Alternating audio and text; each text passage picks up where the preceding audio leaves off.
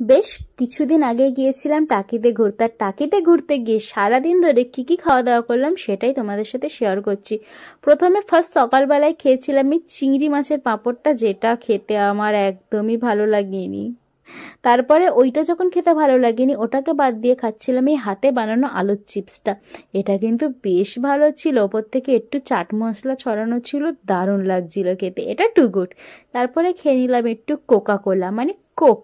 এই কোকটা কিন্তু sugar free ছিল, খেতে কিন্তু নর্মাল কোকের মতো, কিন্তু এর মধ্যে যে মিষ্টি নেই, চিনি ফ্রি, সেটা বোঝাই যাবে না। তারপরে এই যে কোকটা খাওয়ার পরে বেশ কিছুক্ষণ রেস্ট দিয়েছিলাম নিজের মুখটাকে, তারপরে একটা জায়গায় নেমেছিলাম, সেখান থেকে খেলাম এই দুধ চা আর এই নিমকিটা।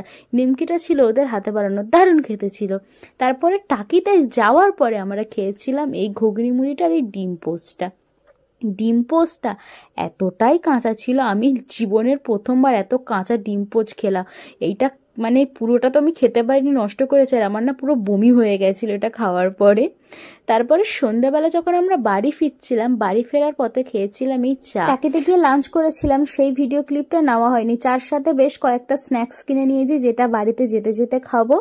আর বাড়ি আসার সময় আমাদের ক্যানিং থেকে নিয়েছিলাম এই গুড্ডু থেকে বিরিয়ানি। গুড্ডুর বিরিয়ানি না বেশ ভালো হয় খেতে, খুবই জুসি হয়, ভাতটা শুকনো শুকনো হয় না, খেতে না দারুণ লাগে। এর সাথে দিয়েছিল একটা লেগ পিস, আলু, ডিম, সবকিছু দিয়েছিল।